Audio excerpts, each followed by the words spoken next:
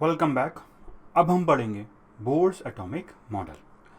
तो सबसे पहले हमारा एक बार रिवाइज कर देते हैं। सबसे पहले अपना एटम क्या था, एक सिंपल डॉट, डेल्टन मॉडल। फिर वाटरमेलन काइंड ऑफ हुआ, थॉमसन प्लम-पडिंग मॉडल, वो भी गलत प्रूफ हुआ। फिर कौन सा हुआ, रदरफोर्ड मॉडल, फिर वो भी गलत हुआ। अब वो उसकी कमियां क्या क्या थी, पहले उसने नहीं बता रखा इलेक्ट्रॉन कहाँ घूमेगा। फिर मैक्सवेल के हिसाब से एक अगर एक्सेलरेटिंग चार्ज पार्टिकल है इट मस्ट एमिट रेडिएशन, हमने देखा था it will spiral into the nucleus, that is that structure will be unstable. So हमें स्टेबिलिटी प्रूव करनी है कि भाई वो कैसे एग्जिस्ट करेगा। ठीक है, तो ये सारी कमियां थी और इन सब कमियों को पूरी करेगा बोर्स एटॉमिक मॉडल। ठीक है, सो देखा जाए तो one of the most important part of this chapter है। ठीक है, in terms of exams and all, because यहाँ से यहाँ तक ऑलमोस्ट काफ़ी बच्चों ने पहले पढ़ रखा होगा या सुन रखा होगा, थोड़ा बहुत देख रखा होगा। यहाँ से न्यू चीज़ें चालू हो जाएंगी और आगे जो आने वाला है वो बोर्ड से ही चालू होगा। ठीक है, सो अपन पढ़ेंगे बोर्स एटॉमिक मॉडल।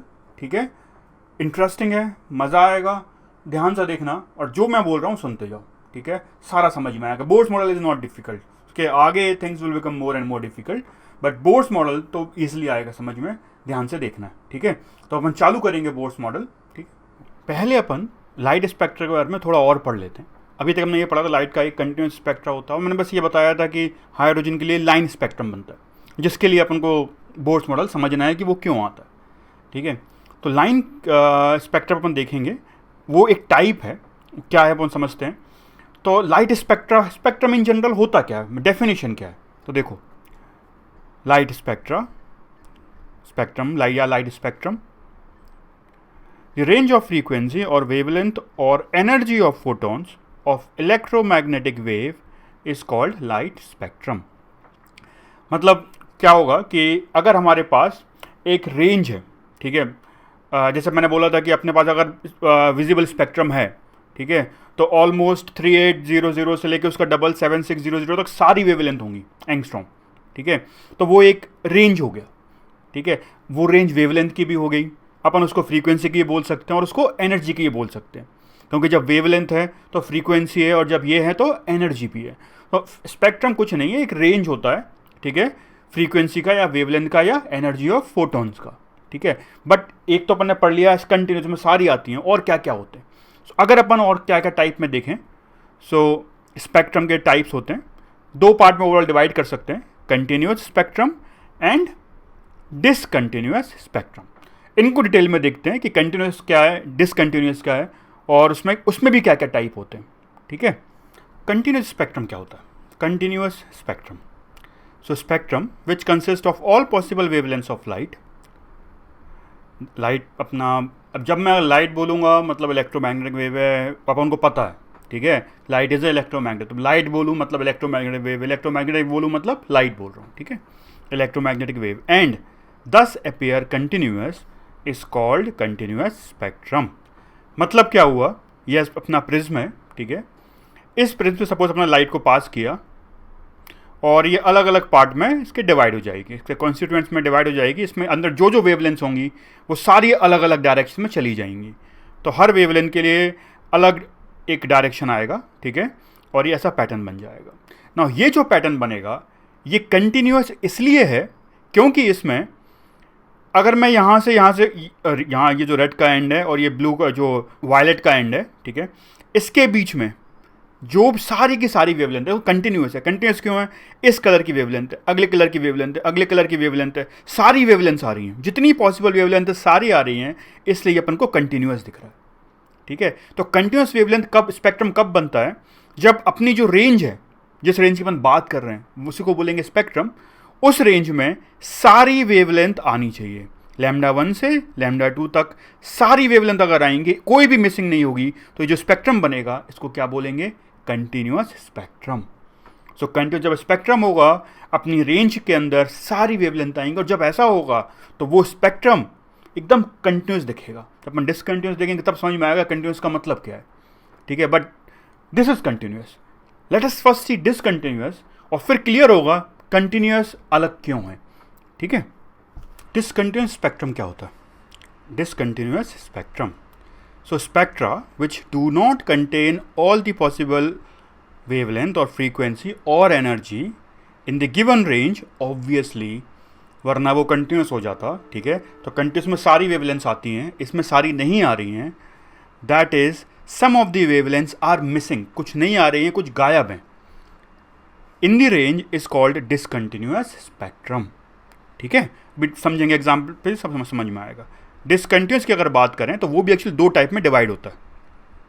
एक अपन बोलते हैं लाइन स्पेक्ट्रम और दूसरा होता है बैंड स्पेक्ट्रम. तो लाइन स्पेक्ट्रम क्या होता है, बैंड स्पेक्ट्रम क्या होता है समझते हैं, बट पहले ये समझ में आना चाहिए कि ये दोनों डिसकंटिन्यूअस के पार्ट हैं. ये दोनों डिसकंटिन्यूअस होते हैं. क्यों होते हैं देखो, पहले लाइन स्पेक्ट्रम देखते हैं. तो लाइन स्पेक्ट्रम अगर देखें फॉर एग्जांपल हाइड्रोजन एटम का, तो इस तरीके से जैसे हाइड्रोजन जो लाइट आ रही है उसको प्रिज्म से पास किया और पीछे पैटर्न देखा, तो वाइट लाइट का तो देखा पैटर्न पूरा एक विब्योर आता है कि नहीं, रेनबो काइंड ऑफ बनता है. ठीक है, रेनबो कलर बनता है, रेनबो नहीं बोलते उसको, बट समझ में आना चाहिए. Anyways, so that is continuous. Hydrogen atom की अगर बात करोगे तो उसमें जो पैटर्न बनेगा ऐसी लाइन्स आएंगी. एक लाइन आ गई, अगली रेड लाइन, दूसरी लाइन, कुछ कलर वो भी आ सकते हैं जो अपन को दिखेंगे नहीं, बट एनीवेज तो कहने जो अपन दिखने हैं वही बना पाएंगे, जो नहीं देख सकते उनको बना भी नहीं पाऊंगा. सो एनीवेज वो बनाया जो अपन देख सकते हैं. सो इस तरीके से लाइन्स आती हैं स्पेक्ट्रम. अब इस स्पेक्ट्रम की बात करोगे तो ये हो गया अपना डिसकंटिन्यूअस. क्यों हुआ पहले देखो, बताओ. इस अगर मैं यहाँ से यहाँ तक की बात कर रहा हूँ, सारी वेवलेंथ आ रही है क्या? नहीं. ये देखो यहाँ से तक सारी गायब है, सिर्फ एक पर्टिकुलर ये आई, ये सब गायब है, फिर पर्टिकुलर ग्रीन की आई, फिर ये सारी गायब है, फिर एक पर्टिकुलर ब्लू की आई, फिर ये सारी गायब है, एक पर्टिकुलर ये आई. तो जब पर्टिकुलर वेवलेंथ्स आ रही हैं तो उसको क्या बोलते हैं? लाइन, क्योंकि लाइन्स बनेंगी. और अगर बैंड की बात करेंगे तो बैंड में से बैंड्स बनेंगे. एक बैंड, दूसरा बैंड, तीसरा बैंड. मतलब यहाँ से यहाँ तक की सारी वेवलेंथ्स आ रही हैं, यहाँ से यहाँ तक की सारी वेवलेंथ आ रही हैं, यहाँ से यहाँ तक की सारी वेवलेंथ आ रही हैं, बट ये बिल्कुल नहीं आ रही, यहाँ से यहाँ तक कुछ भी नहीं आ रहा. तो ओवरऑल क्या कंटिन्यूस बोल सकते हैं? इसको नहीं बोल सकते. यहाँ से इनिशियल से अगर फाइनल रेंज की बात करें उसमें काफ़ी वेवलेंथ गायब हैं, तो डिसकंटिन्यूअस है, सारी वेवलेंथ नहीं आ रही, सारी फ्रीक्वेंसी या वेवलेंथ नहीं आ रही हैं. तो अंतर समझ में आना चाहिए. कंटिन्यूस में पूरा कंटिन्यूस पैटर्न दिखता है क्योंकि सारी आती हैं. इसमें कंटिन्यूस नहीं दिखेगा, गैप्स आएंगे. क्यों आएंगे? कुछ वेवलेंथ्स गायब होंगी. सो देखो यहाँ से ये वेवलेंथ गायब है, ये वेवलेंथ गायब है, तो ये स्पेक्ट्रम डिसकंटिन्यूअस है. बट इसको बोलेंगे लाइन क्योंकि लाइन आ रहा है. इसको बैंड्स क्योंकि बैंड स्पेक्ट्रम क्यों बोलेंगे? क्योंकि बैंड्स आ रहे हैं, बैंड्स ऑफ कंटिन्यूअस. देखो ये एक बैंड अपने आप में कंटिन्यूअस है, ये अगला बैंड कंटिन्यूअस है, ये अगला बैंड कंटिन्यूअस है, बट ओवरऑल पूरा स्पेक्ट्रम क्या है? डिसकंटिन्यूअस. ठीक है. सो सपोज लाइन में lambda 1, lambda 2, lambda 3, lambda 4, lambda 5 ऐसी कुछ पर्टिकुलर वेवलेंथ्स आएंगी. बैंड्स में रेंज आएगा लैम्डा 1 से लैम्डा 2 सारी वेवलेंथ, बट लैम्डा 2 से लैम्डा 3 तक कुछ नहीं आया, लैम्डा 3 से लैम्डा 4 तक सब आया, बट लैम्डा 4 से लैम्डा 5 तक कुछ नहीं आया, लैम्डा 5 से लैम्डा 6 सब आया. तो ओवरऑल लैम्डा 1 से लैम्डा 6 तो क्या है? ये डिसकंटिन्यूअस. बट बैंड्स क्या हैं? कंटिन्यूअस. बट ओवरऑल दोनों क्या हैं? डिसकंटिन्यूअस. सो अब समझ में आया होगा कंटिन्यूअस डिसकंटिन्यूअस क्या होते हैं. तो दो तरीके के डिवाइड स्पेक्ट्रम होते हैं. एक होता है कंटिन्यूअस स्पेक्ट्रम, सारी वेवलेंथ. दूसरा होता है डिसकंटिन्यूअस, जिसमें सारी वेवलेंथ नहीं आती. उसमें भी दो पैटर्न बनते हैं, लाइन एंड बैंड. ठीक है. सो लिख देता हूँ. Line spectrum contains only particular wavelengths and band spectrum contains bands of continuous spectrum but is overall discontinuous. So these are the types of spectrums. इसके और भी टाइप्स हैं जो अपन को बाद में समझ में आएंगे. ठीक है. अभी अपन देखेंगे एब्जॉर्प्शन, इमिशन स्पेक्ट्रम क्या होता है. उसके लिए पहले हाइड्रोजन एटम का पूरा मॉडल समझना पड़ेगा. बोर्स मॉडल समझेंगे फिर वो समझ में आएगा अच्छे से. सो मैं इसलिए बोल रहा हूँ क्योंकि एनसीईआरटी में ये साथ में लिखा हुआ है, बट व्हाट आई थिंक समझ में अच्छे तब आएगा जब अपन पहले बोर्स मॉडल पढ़ लें, फिर अपन उसको देखेंगे. सो कभी भी तुम्हें लगे कि मैंने कुछ एनसीईआरटी का नहीं बताया, वेट करो, शायद मैं बाद में बताऊंगा. मुझे लग रहा है कि ये पैटर्न सही मेरे हिसाब से बाद में बताना चाहिए. That's it. ठीक है. सो वो अपन देखेंगे और सब आएगा, और एक बार पूरा सब टॉपिक भी अगर हो जाए उसके बाद देखोगे सब समझ में आएगा. ठीक है. सो यहाँ तक समझ में आ गया होगा स्पेक्ट्रम के टाइप्स. अब आगे बढ़ेंगे. अब पढ़ेंगे बाल्मर्स फॉर्मूला क्या होता है. बहुत इंपॉर्टेंट चीज़ है. अगर ये समझना है कि बोर्स मॉडल कि स्टोरी कहाँ से आई, बोर्ड्स मॉडल डेवलप क्यों हुआ और कैसे हुआ। ठीक है, बोर्ड्स मॉडल से सब चीज़ें आएंगी जो अपन जो पढ़ने वाले हैं, लेकिन एक्चुअली ये पहले आया। ठीक है, तो समझ में आएगा कि बोर्ड्स ने क्या सोच रहा था, क्यों उसने डेवलप किया और कैसे डेवलप किया बोर्ड्स मॉडल। ठीक है, तो ये अकेला बोर्ड्स का नहीं, सब साइंटिस्ट का कॉन्ट्रीब्यूशन है भाई, किसी ने कुछ दिया, किसी ने कुछ दिया, फिर बोर्ड्स ने कंपाइल कर दिया। ठीक है, बोर्ड्स ने आगे बढ़ाया। सो पॉइंट इज सबका कॉन्ट्रीब्यूशन होता है। ठीक है, तो पहले अपन पढ़ते हैं बाल्मर्स फॉर्मूला क्या होता है। ठीक है, सो देखो, the excited hydrogen atom shows line spectrum, अपन को पता है, अभी मैंने इसीलिए पढ़ाया था कि ये अपना देखो ये लाइन है और इस तरीके से लाइन स्पेक्ट्रम आता है। ठीक है, हाइड्रोजन के अंदर ये क्यों आता है, पर्टिकुलर वेवलेंथ निकलती हैं किसके अंदर से, हाइड्रोजन के अंदर से, इसलिए। ठीक है, तो बाल्मर ने क्या किया, पहले तो ये सारी वेवलेंथ कैलकुलेट की कि भाई λ1 कितना है, λ2 कितना है, λ3, λ4, λ5, सबको क्या कैलकुलेट किया। अच्छा, कैलकुलेट करने के बाद उसने एक पैटर्न देखा कि ये सारी वैल्यू जो आ रही हैं एक पैटर्न बन रहा है इनके अंदर। अब पहली बात तो ये बड़ा डिफिकल्ट काम होता है भाई, ये बहुत बोलने में बोल दिया हो गया, बट इट्स वेरी पहली बात, लैम्डा की वैल्यूज़ 0.0000670 उसके बाद आएंगी, 10⁻⁻8 9 के टर्म में आएंगी। ठीक है, उसके बाद उसको उसने पैटर्न देख पाना भाई, ये पहली वैल्यू एकदम एग्जैक्ट भी नहीं आएंगी, थोड़ी बहुत यहाँ वो आएंगी, फिर उसको अप्रॉक्सीमेशन करके एक पैटर्न देखेगा, क्या पैटर्न है। बहुत डिफिकल्ट चीज़ होती है, मतलब मैं तो, मुझे नहीं लगता मैं इतना स्मार्ट हूँ कि मुझे इतना कॉम्प्लिकेट नंबर दे दे और मैं सोच पाऊँ। ठीक है, बहुत जीनियस लोग कर पाते हैं ये सब। सो बाल्मर ने क्या किया, कैलकुलेट किया है सारी वेवलेंथ्स। ठीक है, और उसने बोला एक पैटर्न बन रहा है। वो पैटर्न क्या है, पहला वाला 1/λ1 आ रहा है कांस्टेंट इंटू 5। पहली बात तो मैं तो बड़ा सिंपल करके लिख रहा हूँ, एकदम सिंपल, कांस्टेंट हटा दो सब, इंटू 5/36। ठीक है, सिर्फ समझाने के लिए, तब जाके शायद समझ में आए, ध्यान से देखना। वो बोलता है पहला जो लैम्डा है 1/λ वो आ रहा है c into constant into 5/36।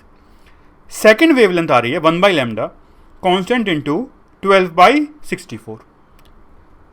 Third आ रही है 21 constant into 21/100 and so on. मैंने इतना सिंपल करके बता दिया, देखते हैं तुम में से कौन इसका पैटर्न निकाल सकता है, बताओ क्या पैटर्न आता होगा।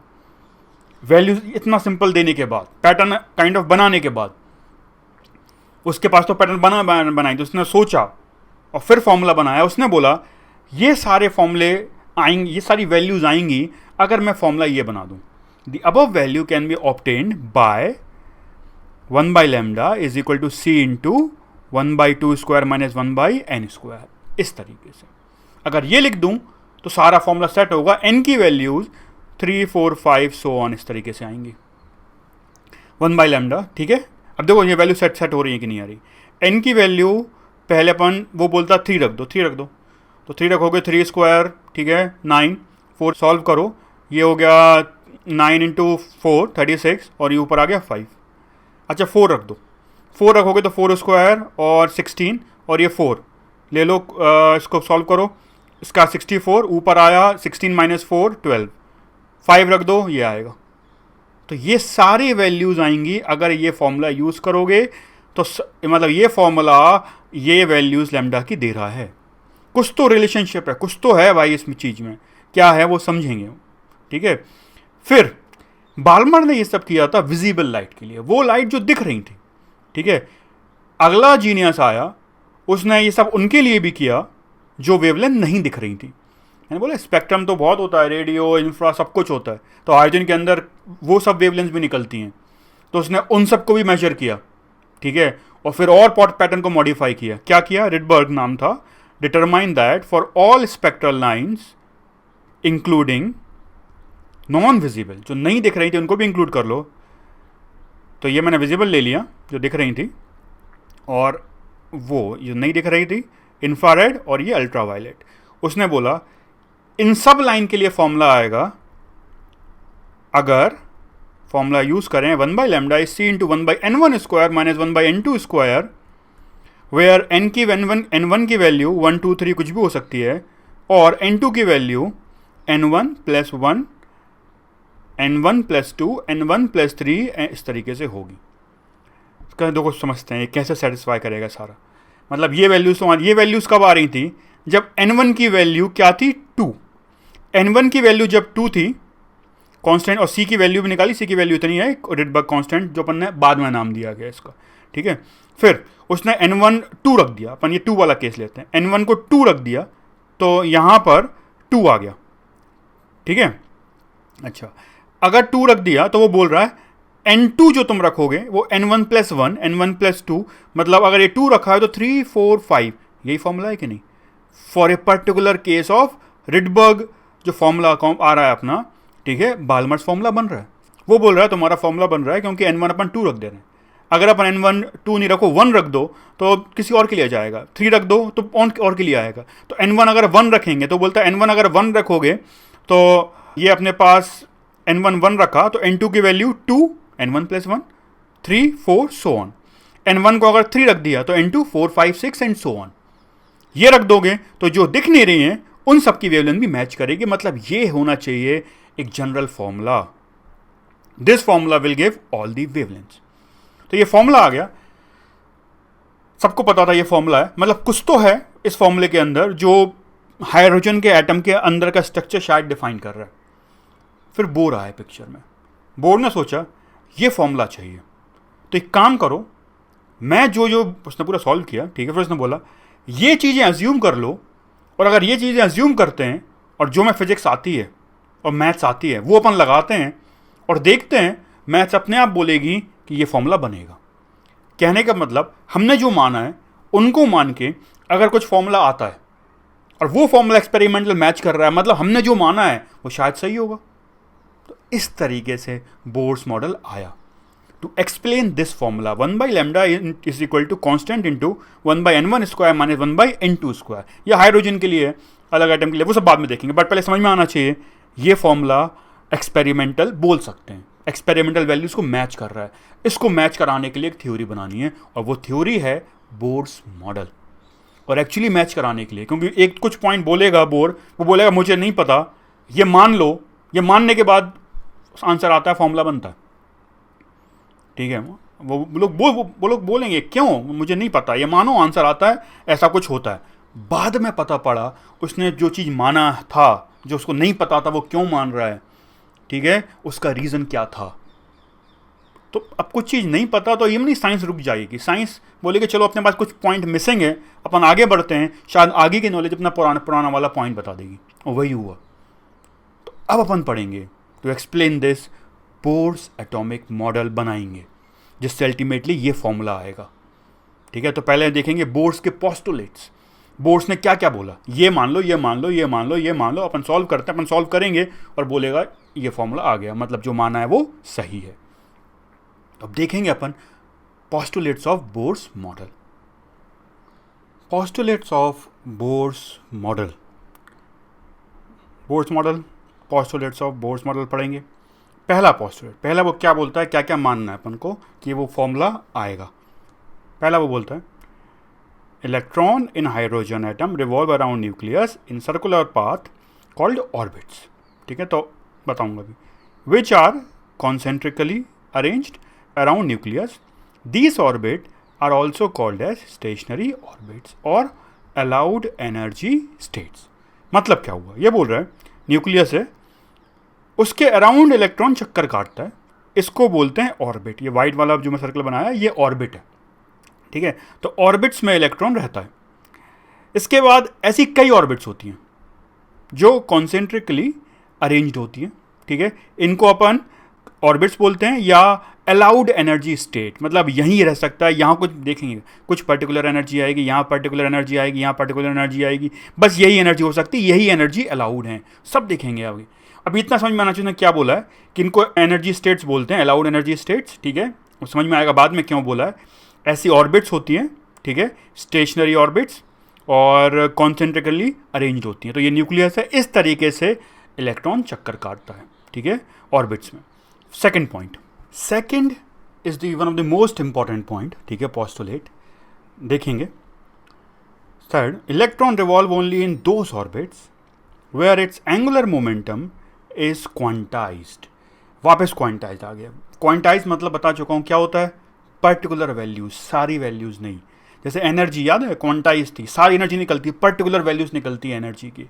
जैसे अगर मैंने लाइन स्पेक्ट्रम देखा था तो बोल सकते line spectrum is quantize, particular wavelengths आ रही हैं। जैसे अपन बोल सकते हैं कि जो वाइट लाइट का स्पेक्ट्रम था दैट वाज नॉट क्वांटाइज, सारी एनर्जी वैल्यूज थी। सोचने के लिए, समझाने के लिए कि क्वांटाइज बार बार कहाँ आ रहा है। जब भी पर्टिकुलर वैल्यूज होंगी, ठीक है, तो अपन क्या बोलेंगे उसको, क्वांटाइज। तो अब ये बोल रहा है एंगुलर मोमेंटम की वैल्यू भी पर्टिकुलर होंगी, सारी वैल्यू नहीं होंगी। ये बहुत इंपॉर्टेंट पॉइंट है। यही पॉइंट मानने के बाद, ठीक है, हमारा वो फॉर्मूला आने वाला है, ठीक है। और ये बोलेगा बोर, मुझे नहीं पता ऐसा क्यों होता है, बट ऐसा होता है। ये मानो तो हमारा जो एक्सपेरिमेंटल ऑब्जर्वेशन एक्सप्लेन हो रहा है, बार बार सब कुछ वही हो रहा है जो नेचर में हो रहा है, वो समझाने के लिए अपन सोच रहे हैं क्या क्या होता होगा हर बार। Quantized and is integral multiple of h/2π, मतलब h/2π का इंटीग्रल मल्टीपल 1 2 3 इस तरीके से मल्टीपल होगी, ठीक है, समझिएगा। h होता है प्लैंक्स कांस्टेंट, ठीक है। लीनियर मोमेंटम पता अपन को क्या होता है, m/v, ठीक है, पता होगा मोमेंटम। एंगुलर मोमेंटम, अगर कोई चीज सर्कल में घूम रही है, ठीक है, around of A radius r, तो एंगुलर मोमेंटम m/v/r होता है। r क्या है, जिस रेडियस में वो चक्कर काट रहा है, रेडियस ऑफ रोटेशन हो गया अपना। So m is equal to mass of object, v is equal to speed of object, r is equal to radius of the orbit.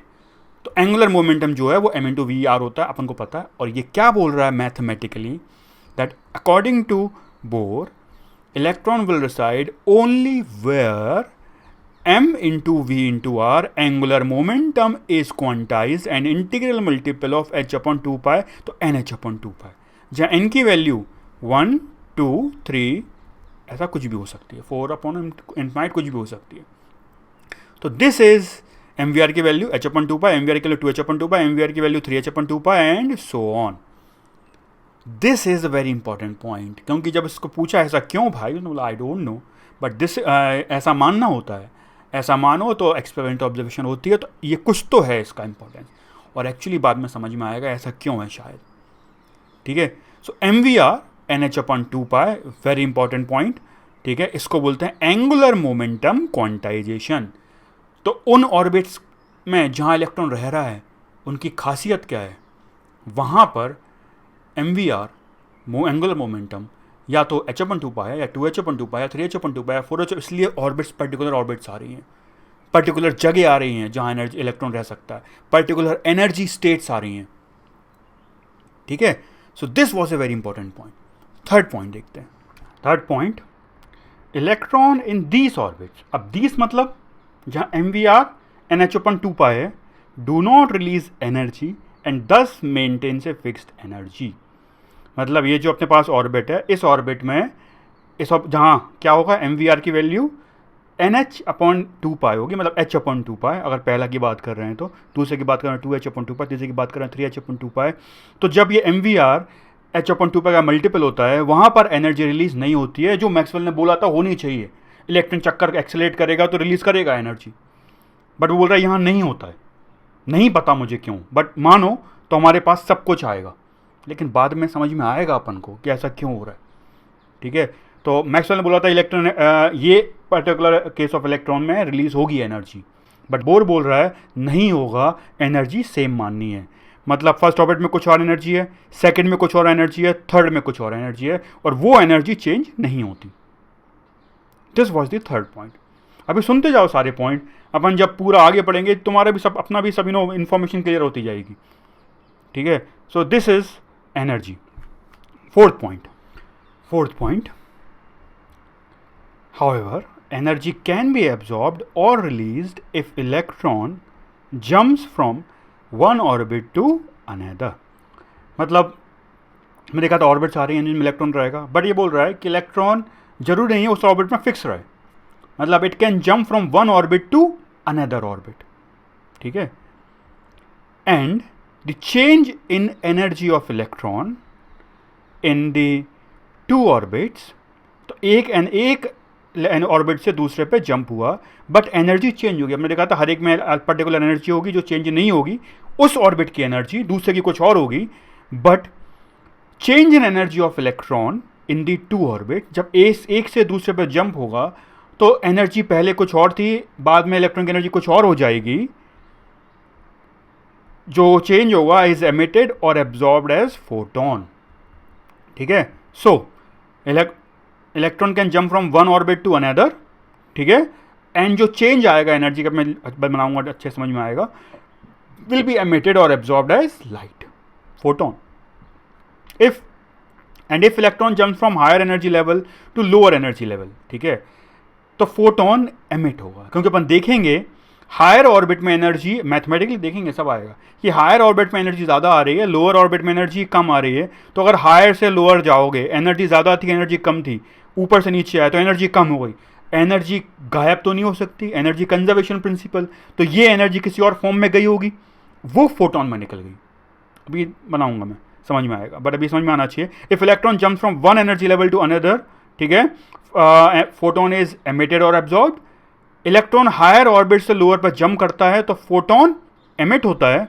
Electron jump from lower to higher तो energy बढ़ जाएगी, है ना, lower में energy कम है, higher में ज़्यादा है, तो एनर्जी बढ़ जाएगी। और एनर्जी अगर बढ़ जाएगी तो आनी पड़ेगी कहीं से, और वो कहाँ से आएगी, फोटोन से। कितना फोटोन चाहिए पड़ेगा, जितना एनर्जी चाहिए। Electron jump from lower to higher level, photon is absorbed. कितने का change in energy of electron, जो एनर्जी है चेंज, उतनी एनर्जी का फोटोन एब्जॉर्ब होगा। तो एनर्जी ऑफ फोटोन और जो होगा उसको अपन एच सी बाई लैम्डा से करके उसका वेवलेंथ या फ्रीक्वेंसी वगैरह निकाल सकते हैं। वापस समझाता हूँ अच्छे से, देखो एक बार। तो देखो न्यूक्लियस है, ये ऑर्बिट्स हैं। सपोज इसमें एनर्जी है E1 एनर्जी इलेक्ट्रॉन की, इसमें है E2, इसमें है E3, ठीक है। अच्छा, इलेक्ट्रॉन मान लो लोअर से हायर पे जंप किया, E1 से E2 पर गया, मैंने अब ऊपर E3 वाली एनर्जी है वो ज़्यादा है, E1 वाली कम है, या एक बार मैथमेटिकली देखेंगे, ठीक है, सॉल्व करेंगे। तो E3 एनर्जी ज़्यादा है, E1 एनर्जी कम है। तो इलेक्ट्रॉन अगर E1 एनर्जी से E2 एनर्जी पे लेवल पे गया, एनर्जी बढ़ गई, अब अपने आप तो बढ़ नहीं जाएगी भाई, एनर्जी कंजर्वेशन प्रिंसिपल, तो वो कहीं ना कहीं से एनर्जी आएगी। ऐसे केस में ये एक फोटोन आएगा, एब्जॉर्ब कर लेगा एच न्यू एनर्जी का, ठीक है। और एनर्जी कितनी होगी उसकी, जो फोटोन अपन को लगेगा भाई जितना चाहिए, E2 माइनस E1, ठीक है।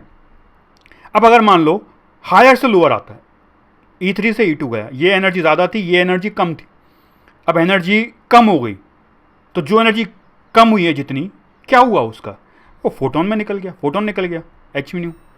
और कितनी एनर्जी का फोटोन होगा भाई, जितना डिफरेंस है एनर्जी का, E2 माइनस E3 का मॉड लगा दे रहे हैं, बिकॉज अपन को मैग्नीट्यूड चाहिए बस, एनर्जी ऑफ फोटोन थोड़ी नेगेटिव आएगा। तो समझ में आ रहा है, लोअर से हायर फोटोन एब्जॉर्ब, जितना चाहिए एनर्जी उतना, हायर से लोअर फोटोन एमिट, कितना एनर्जी का, जितना एक्स्ट्रा था, जितना निकल गया, जितना कम हो गया। This was our fourth point. अब अपन पढ़ेंगे, ठीक है, अब देखेंगे बोर्स मॉडल का प्रॉपर डेरिवेशन वगैरह सब कुछ, और निकालेंगे 1 बाई लैम्डा। बट उससे पहले थोड़ा सा बेसिक्स ऑफ इलेक्ट्रोस्टैट्स लगेगा इसके अंदर, तो मैं पढ़ा देता हूँ, बता देता हूँ थोड़ा सा, ठीक है। अगर पढ़ा होगा तो बहुत ही अच्छी बात है, अगर नहीं पढ़ा है तो वो देख लोगे, वरना उसके बिना कोई समझ में नहीं आएगा क्या किया है। तो हम बेसिक्स ऑफ इलेक्ट्रोस्टैट्स, अगर दो चार्जेस रखे हों तो उनके बीच का इंट्रैक्शन किस तरीके से क्या निकालते हैं, बेसिक्स वो देख लेते हैं, फिर अपन देखेंगे बोर्स वो फॉर्मूला कैसा निकालेगा। 1 by lambda is equal to constant 1 by n1 square minus 1 by n2 square. अगर फॉर्मूला आ गया, मतलब जो पॉइंट्स बोले हैं वो सही होंगे, और ऑब्वियसली हैं तभी लिखा है अपन ने, तो वो जो सही आएगा तो पता पड़ेगा ये सब होता है एटम के अंदर, ठीक है। चलो अब देखेंगे basics of electrostatics. So electrostatic force of attraction निकालना है अपन को। When two charge of charge Q1 and Q2 are placed with separation between them as R, दो चार्ज हैं Q1 Q2, उनके बीच का डिस्टेंस है R, the electrostatic force of attraction या repulsion, कुछ भी हो सकता है, between them is given by, कैसे निकालते हैं, F is equal to K Q1 Q2 upon R square, that's it। K की वैल्यू 9 × 10⁻⁹ इन SI यूनिट, सब अगर SI में रखोगे तो 9 की वैल्यू, K की वैल्यू इतनी यूज़ करनी है, दैट्स इट। सिंपल सा फॉर्मूला है, और पता होना चाहिए सेम चार्ज रिपेल करेंगे, अपोजिट चार्ज अट्रैक्ट करेंगे, दैट्स इट। इतना पता करना है तो मैं इस चैप्टर के लिए अभी के लिए। तो सेम चार्ज, डिटेल में बहुत कुछ आएगा 12th में, ठीक है। Same charge repel, opposite charge attract, that's it. And force निकालना दोनों के बीच में, कैसे निकालोगे? के कांस्टेंट है, दोनों का चार्ज रखो, मल्टीप्लाई कर दो, डिवाइडेड कर दो, डिस्टेंस दोनों के बीच में कितना है, आर स्क्वायर से फोर्स आएगा, that's it. That's electrostatic force of attraction जो अपन को पता करना है for to charge Q1 and Q2। अब एक और चीज़ पता रखना है, that is potential energy between them, ठीक है। तो पोटेंशियल एनर्जी कैसे निकालते हैं, बेसिक्स देखते हैं इलेक्ट्रोस्टैट्स का।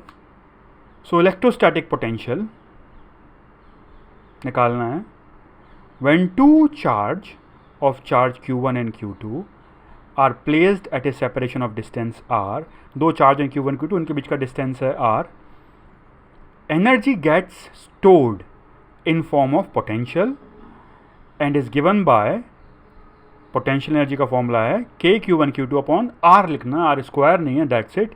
k की वैल्यू 9 × 10⁻⁹ SI यूनिट के अंदर है, ठीक है, ये SI यूनिट में। Q1 Q2 को साइन के साथ रखना है बस, ठीक है। अच्छा, पोटेंशियल एनर्जी होती क्यों है इलेक्ट्रोस्टैट्स में? बहुत सिंपल चीज़, सपोज एक पॉजिटिव चार्ज नेगेटिव चार्ज और एकदम पास में है सपोज, ठीक है। अब तुमने इनको अलग किया, तुम्हें दिखेगा नहीं उसमें एनर्जी है, but it get stored. Why? How do you know that? Release that. तुम्हारे पास पॉजिटिव नेगेटिव चार्ज था, इमेजिन करो तुम उसको, they like magnet, suppose attract किए, तुमने उसको खींचा, ठीक है, एनर्जी स्टोर होगी क्योंकि तुमने वर्क किया। वो तुम छोड़ दो तो एनर्जी, तुम जब वापस आएगा एनर्जी मिल आ जाएगी, वो समझ में आया? मतलब एनर्जी गेट स्टोर्ड। तुम्हें इतना पता करना है कि जब भी तुम्हें अभी इतना देखना है, Q1 Q2 चार्ज हैं, उनके बीच में कोई डिस्टेंस है, तो they have a form of energy called potential energy. वो कैसे निकालते हैं? k Q1 Q2 upon r, Q1 Q2 sign के साथ रखना है। अगर दोनों पॉजिटिव हैं तो पॉजिटिव हो जाएगा, दोनों नेगेटिव है तो नेगेटिव हो जाएगा, सॉरी पॉजिटिव हो जाएगा, और एक पॉजिटिव एक नेगेटिव है तो वो नेगेटिव हो जाएगा। पॉजिटिव पॉजिटिव रखोगे positive, negative negative positive, positive negative negative आ जाएगा, that's it, must be kept with sign. This is the extent of electrostatics जो तुम्हें पता रखना है अभी तक, ठीक है। वो आगे बहुत कुछ आने वाला है, इतना अगर पता है तो अपन को आगे दिक्कत नहीं आने वाली। अब अपन जब करेंगे बोर्स मॉडल का डेरिवेशन और निकालेंगे, बार बार बोल रहा हूँ बट आएगा, पहले सब कुछ पढ़ना है तब जाके वो आएगा। 1/λ is equal to constant into 1/n1² minus 1/n2², और उससे पहले भी बहुत चीज़ें आनी है बीच में, तब जाके वो समझ में आएगा कि वो क्यों आया, कहाँ से आया और क्या है बोर्स मॉडल। तो अब अपन देखेंगे फाइनल डेरिवेशन, ठीक है, बट बहुत कुछ चीज़ें हैं, तो इंतजार करते हैं ना, आएगा बीच में सारी चीज़ें, वो सब भी अपन को समझना।